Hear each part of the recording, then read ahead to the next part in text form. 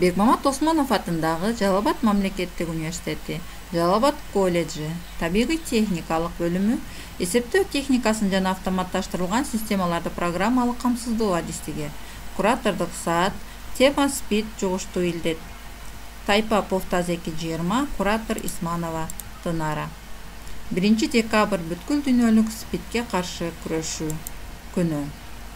Бүткүл дүйнөлүк СПИД менен күрөшүү күнү ар жыл сайын 1 декабрда белгиленүүчү күн. Биринчи жолу 1981 жылы 5 июнда АКШнын ооруларга көзөмөл жүргүзүү борбору СПИД деген жаңы ооруну каттаган. Алгач 4К деп аталган адамдын иммундук жетишсиздигин козгоочу вирус бара-бара анын кабылдоосуна синдром алып келери. Аны менен ооруган адам акыры өбүрү менен кош айтышаары аныкталганда гана Бириккен Улуттар уюму ушул дартка карата каршы күрөшүү күнүн 7 жылдан кийин жарыялаган. ВИЧ деген эмне? Көп адамдар ВИЧ менен СПИД оорусун бир оору деп эсептешет, бирок ал андай эмес. Ким ооруп калышы мүмкүн жана жуктуруп албоо үчүн кандай чара көрүү зарыл? ВИЧ орус аббревиатурасынан келип, вирус иммунодефицита человека деп чечмеленет. Кыргызчасы адамдын иммунодефицит вирусу АИВ. Бул вирус адамдын иммунитетин зыянга учуратып, СПИД оорусун пайда кылат. Натыйжада адам иммунитети түрдүү ооруларга туруштук бере албай каза болот. 21-кылымдын каардуу вирусун ар бир адам билүүсү керек. АИВ ВИЧ деген эмне? Бул адамдын иммунодефициттик вирусу. Иммундук системада бизди коргоочу армия бар. Т лимфоциттер, хелпер жана башка. Жөнөкөй тил менен айтканда, ал биздин коргоочубуз. Ар кандай вирус, бактерия, оорулардан биздин организмибизди коргоп турат.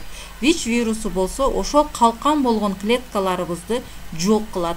Теориядан алсак, ВИЧ инфекциясы дени соо адамга жукканда анын иммундук системасын талкалап, коргоочу башкармалыгын боштондуруп коет. Андан иммундук жетишсиздик пайда болот да ВИЧтин акыркы стадиясы СПИДке алып барат. СПИД эмнени билдирет? Синдром приобретенного иммунодефицита.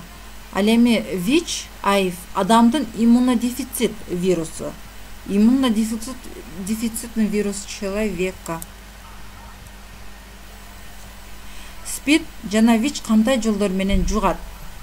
Корголбогон жыныстык катнаш, шприцтерди же башка инъекциялык каражаттарды бир нече жолу колдонуу, баңгизат кабыл алууда, энеден балага, башка бирөөнүн бритвасын колдонуу, татуировка же пирсинг жасоодо ВИЧ СПИДти токтотуу зарыл. Кан куюштурууда таза эмес медициналык аспаптарды колдонууга жол берилсе, бул илдет жугуп калышы мүмкүн экен. СПИД жана ВИЧ кандай учурда жукпайт? Бассейнде, жалпы идиш аяк колдонгондо, душта же мончодо, жалпы ажаатканада, дос менен кучакташканда, өшкөндө, сүйлөшкөндө, кол кармашууда була ВИЧ илдети жукпайт. ВИЧ илдетин жуктуруп алган адамдын өң түсү, бети мындайча сүрөттө көрүнүп тургандай өзгөрө баштайт.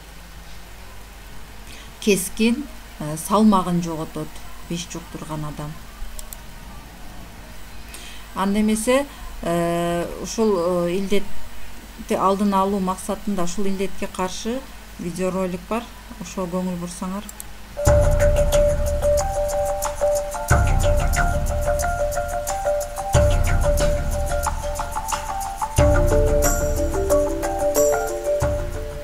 Кыргызстан дүйнө жүзү боюнча ВИЧ, СПИД жана кургак учук илдеттери тез тараган 7 өлкөнүн катарына киргенин баарыбыз эле биле бербесе керек. СПИД Кыргызстанда биринчи жолу 1987 жылы Африка өлкөсүнөн келген студенттен аныкталган. Чет элдик жарандардан Кыргызстанда окуп жүргөн, бул жерде учкучтарды даярдаган атайын бир орто кесиптик училище бар болчу, учкучтарды даярдаган. Ошол жерден ошол 87 жылдан 91 жылга чейин 11 адамдан аныкталган экен. Бул ошол Африка континентинен келген студенттердин арасынан. Андан кийин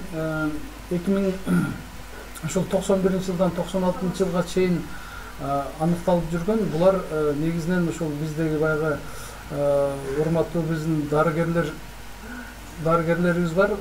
Баягы Жеңишбек Назаралиевдин клиникасына келген ошол Баңгидин көз карандылыгын дарылоо жолунда жүргөндөрдүн арасында 56 адамдан аныкталган.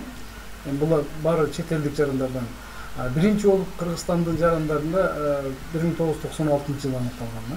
СПИД бул адам баласы толугу менен айыктыра албай турган оору. Ал 3 жол менен жугат. Биринчи таза эмес шприц же ийне аркылуу, экинчи жыныстык катнаш аркылуу, үчүнчү иммундук жетишсиздик вирусун жугузуп алган энеден балага.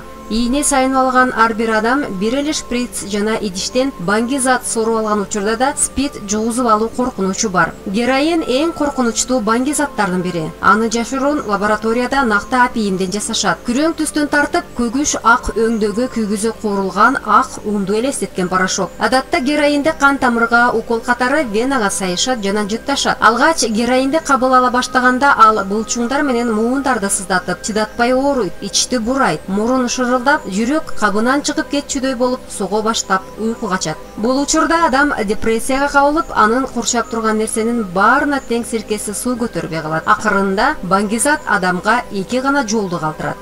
Биринчиси өлүм. Баңгизаттын организмге талкалаган таасиринен баңгизаттын дозасын сайынып алгандан жана СПИДтен башка оорудан. Биринчиси өлүм. Бул баңгизаттын организмге талкалаган таасиринен баңгизаттын дозасын сайынып алгандан жана СПИДтен башка оорудан. Ал эми экинчи жолу баңгизаттан баш тартуу, дарыланып кайра калыбына келүү. Бул учурда адам жалгыз өзү туура жолго түшө албайт. Ага туугандарынын, досторунун жана дарыгердин жардамы керек. Бирок эң өкүнүчтүүсү адам көпчүлүк учурда биринчи жолго кабылат. Бул өлүм.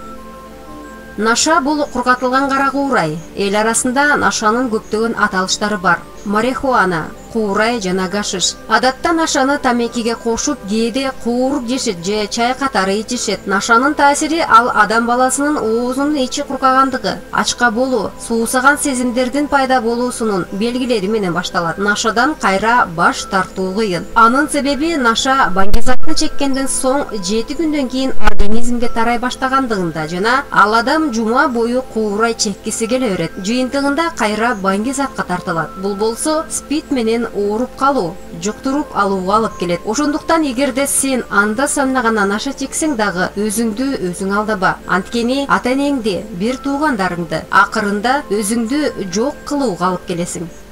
Эми чындыгында бизде бул стигматизация, басмырлоо, дискриминация деген термин бар да. Бул биздин эң негизги көйгөйлөрүбүздүн бири да. Ушул стигма, дискриминациядан корккондон биздин пациенттер көбүнчөсү ушул дарылануудан, көзөмөлдөн баш тартып, анан жаман жыйынтыктарга алып келип атат да. Бул ооруну эми чындыгында баягы биздин эл коом толук түшүнүп кабыл ала элек деп айтсак болот. Мына ушуну менен кыскача ролигибиз аяктады балдар. Саламатта калгыла.